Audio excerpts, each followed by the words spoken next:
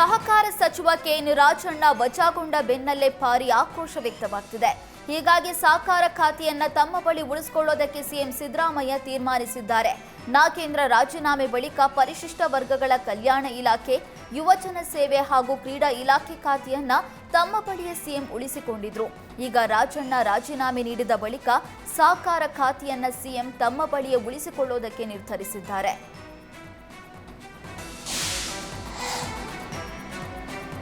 K N Rajanna ತಲೆದಂಡದ ಬಗ್ಗೆ ಹಿರಿಯ ಕಾಂಗ್ರೆಸ್ ನಾಯಕ ಬಿಕೆ ಹರಿಪ್ರಸಾದ್ ಪ್ರತಿಕ್ರಿಯೆ ನೀಡಿದ್ದಾರೆ. ಹೈಕಮಾಂಡ್ ನಿರ್ದೇಶನ ಮೇರೆಗೆ ರಾಜಣ್ಣ ವಜಾ ಮಾಡಲಾಗಿದೆ. ಕೆಲವು ವಿಚಾರಕ್ಕೆ ಪಕ್ಷದಲ್ಲಿ ಶಿಸ್ತು ಮೀರಿ ಹೋದಾಗ ಈ ಕ್ರಮ ಆಗುತ್ತೆ. ಇದು ದುರಾದೃಷ್ಟಕರ. ಇದು ಆಗಬಾರ್ದಿತ್ತು. ರಾಜ್ಯಕ್ಕೆ ರಾಜಣ್ಣರ ಕೊಡುಗೆ ಅಪಾರವಿದೆ. ರಾಜಣ್ಣನಿಗೆ ಅನ್ಯಾಯ ಆಗಿದೆ ಅಂತ ಬಿಜೆಪಿ ನಾಯಕರು ಮೊಸಳೆ ಕಣ್ಣೀರು ಹಾಕ್ತಾ ಇದ್ದಾರೆ. ಪಾಪ ಬಿಜೆಪಿ ಅವರೆಲ್ಲ ಸತ್ಯ ಹರಿಶ್ಚಂದ್ರರು. ಯಡಿಯೂರಪ್ಪರನ್ನ ತೆಗೆದುಹಾಕಿದಾಗ ಈ ಸತ್ಯವಂತರು ಎಲ್ಲಿ ಹೋಗಿದ್ರು? ಕಾಂಗ್ರೆಸ್ನಲ್ಲಿ ಹಿಂದುಳಿದವರು, ದಲಿತರು, ಅಲ್ಪಸಂಖ್ಯಾತರು ಅಂತ ಇಲ್ಲ, ನಾವೆಲ್ಲ ಸರ್ವಧರ್ಮೀಯರು ಅಂತ ಬಿಜೆಪಿ ನಾಯಕರ ವಿರುದ್ಧ ಆಕ್ರೋಶ ಹೊರಹಾಕಿದ್ದಾರೆ. ಕೆಎನ್ ರಾಜಣ್ಣರನ್ನ ಸಚಿವ ಸ್ಥಾನದಿಂದ ವಜಾಗೊಳಿಸಿದ್ದಕ್ಕೆ ರಾಹುಲ್ ಗಾಂಧಿ ವಿರುದ್ಧ ಬಿಜೆಪಿ ರಾಜ್ಯಾಧ್ಯಕ್ಷ ವಿಜಯೇಂದ್ರ ಕಿಡಿಕಾರಿದ್ದಾರೆ. ರಾಜಣ್ಣ ಸಿಎಂ ಸಿದ್ದರಾಮಯ್ಯಗೆ ಪರಮಾತ್ಮರಾಗಿದ್ರು. ರಾಜಣ್ಣ ಅವರನ್ನ ಸಂಪುಟದಿಂದ ವಜಾ ಮಾಡಿದ್ದಾರೆ. ರಾಜಣ್ಣ ಅಂತ ಘೋರ ಅಪರಾಧ ಏನ್ ಮಾಡಿದ್ರು ಅಂತ ಪ್ರಶ್ನಿಸಿದ್ರು.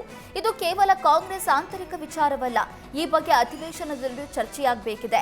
ಪರಿಶಿಷ್ಟ ಪಂಗಡದ ಮೇಲೆ ರಾಹುಲ್ ಗಾಂಧಿ ಇಟ್ಟಿರುವ ಪ್ರೀತಿ ಇಷ್ಟೇನಾ? ದೇಶದ ಜನತೆ ಮುಂದೆ ಬಿಜೆಪಿ ಅಕ್ರಮವಾಗಿ ಅಧಿಕಾರಕ್ಕೆ ಬಂದಿದೆ ಅಂತ ಬಿಂಬಿಸಿದ್ರು. ಆದ್ರೆ ಯಾವುದೇ ದೂರನ್ನ ಕೊಡದೆ ಪಲಾಯನ ಮಾಡಿದ್ರು. ರಾಜಣ್ಣರನ್ನ ಸತ್ಯ ಹೇಳಿದ ಕಾರಣಕ್ಕೆ ಸಂಪುಟದಿಂದ ಕೈಬಿಟ್ಟಿದ್ರೆ ಸದನದಲ್ಲಿ ಸಿಎಂ ಸಿದ್ದರಾಮಯ್ಯ ಈ ಬಗ್ಗೆ ಉತ್ತರಿಸಬೇಕು ಅಂತ ಆಗ್ರಹಿಸಿದ್ರು.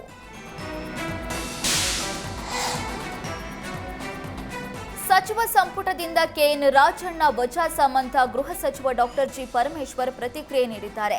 ರಾಜಣ್ಣ ತಲೆದಂಡದ ಬಗ್ಗೆ ನನಗೆ ಕಾರಣ ಗೊತ್ತಿಲ್ಲ. ನಮ್ಮ ಪಕ್ಷದಲ್ಲಿ ಹೈಕಮಾಂಡ್ ನಿರ್ಧಾರವನ್ನು ನಾವು ಗೌರವಿಸುತ್ತೇವೆ. ಯಾವ ಕಾರಣಕ್ಕೆ ಕೆಎನ್ ರಾಜಣ್ಣ ವಜಾ ಮಾಡಲಾಗಿದೆ ಅಂತ ನನಗೆ ಮಾಹಿತಿ ಇಲ್ಲ. ಪಕ್ಷದ ಅಧ್ಯಕ್ಷರಿಗೆ, ಸಿಎಂ ಸಿದ್ದರಾಮಯ್ಯರಿಗೆ ಈ ಬಗ್ಗೆ ಮಾಹಿತಿ ಇರಬೇಕು. ಸ್ವಾಭಾವಿಕವಾಗಿ ರಾಜಣ್ಣ ಅವರಿಗೆ ಅಸಮಾಧಾನ ಇರುತ್ತೆ. ಹೈಕಮಾಂಡ್ ರಾಜಣ್ಣ ಯಾವ ಕಾರಣಕ್ಕೆ ಕೈಬಿಟ್ಟಿದ್ದಾರೆ ಅಂತ ಸ್ಪಷ್ಟವಾಗಿ ಗೊತ್ತಿಲ್ಲ ಅಂತ ತಿಳಿಸಿದ್ರು.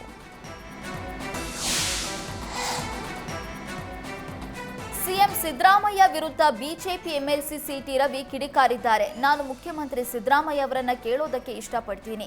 ನೀವು ಮಾತೆತ್ತಿದ್ರೆ ಹೇಳ್ತಾ ಇದ್ರಿ ಬಿಜೆಪಿಯಲ್ಲಿ ಗುಲಾಮಗಿರಿ ಇದೆ, ಹೈಕಮಾಂಡ್ ಪ್ರಶ್ನೆ ಮಾಡೋದಕ್ಕೆ ಆಗಲ್ಲ ಅಂತ. ಈಗ ಸಿಎಂ ಸಿದ್ದರಾಮಯ್ಯ ಪರ ಮಾತಾಡ್ತಾ ಇದ್ದ ರಾಜಣ್ಣರನ್ನ ವಜಾಗೊಳಿಸಲಾಗಿದೆ. ಈಗ ಎಲ್ಲಿ ಹೋಯ್ತು ನಿಮ್ಮ ಸ್ವಾಭಿಮಾನ ಅಂತ ಬಿಜೆಪಿ ಎಂಎಲ್ಸಿ ಸಿಟಿ ರವಿ ವ್ಯಂಗ್ಯವಾಡಿದ್ರು. ರಾಜಣ್ಣ ಇದುವರೆಗೂ ಹೆಚ್ಚು ಮಾತನಾಡಿರೋದು ನಿಮ್ಮ ಪರವಾಗಿಯೇ. ನಿಮ್ಮ ಹಿಂಬಾಲಕನನ್ನ ಕಾಪಾಡಿಕೊಳ್ಳೋದಕ್ಕೆ ಆಗ್ಲಿಲ್ಲ.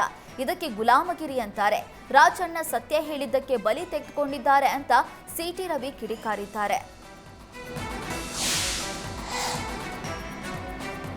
ಕೆಎನ್ ರಾಜಣ್ಣ ತಲೆದಂಡಕ್ಕೆ ತುಮಕೂರು ಜಿಲ್ಲೆಯ ಮಧುಗಿರಿಯಲ್ಲಿ ಭಾರಿ ಆಕ್ರೋಶ ವ್ಯಕ್ತವಾಗಿದೆ.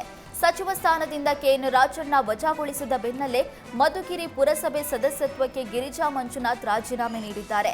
ಸ್ವ ಇಚ್ಛೆಯಿಂದ ರಾಜೀನಾಮೆ ನೀಡಿರುವುದಾಗಿ ಪತ್ರದಲ್ಲಿ ಉಲ್ಲೇಖಿಸಿದ್ದಾರೆ. ಮಧುಗಿರಿ ಉಪವಿಭಾಗಾಧಿಕಾರಿಗೆ ರಾಜೀನಾಮೆ ಸಲ್ಲಿಕೆ ಮಾಡಿದ್ದು ರಾಜಣ್ಣರನ್ನ ವಜಾಗೊಳಿಸಿದ್ದಕ್ಕೆ ಆಕ್ರೋಶ ಹೊರಹಾಕಿದ್ದಾರೆ.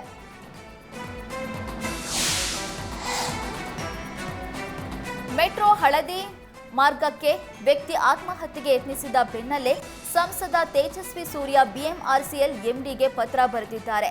ಆರ್ವಿ ಮೆಟ್ರೋ ನಿಲ್ದಾಣದ ಪ್ಲಾಟ್ಫಾರ್ಮ್ಗೆ ಬಾಗಿಲು ಅಳವಡಿಸಬೇಕು. ಹಳದಿ ಮಾರ್ಗದಲ್ಲಿ ನಿರೀಕ್ಷಿತ ಮಟ್ಟದಲ್ಲಿ ಮೆಟ್ರೋ ಬೋಗಿಗಳಿಲ್ಲ. ಪ್ರತಿ 25 ನಿಮಿಷಕ್ಕೊಂದರಂತೆ ಮೆಟ್ರೋ ಓಡಾಡ್ತಾ ಇರೋದ್ರಿಂದ ಜನದಟ್ಟಣೆ ಜಾಸ್ತಿ ಆಗುವ ಸಾಧ್ಯತೆಗಳಿವೆ. ಜನಸಂದಣಿ ನಿಯಂತ್ರಣಕ್ಕೆ ಸ್ಕ್ರೀನ್ ಬಾಗಿಲು ಅಳವಡಿಸುವಂತೆ ಸಂಸದ ತೇಜಸ್ವಿ ಸೂರ್ಯ ಸಲಹೆ ನೀಡಿದ್ದಾರೆ.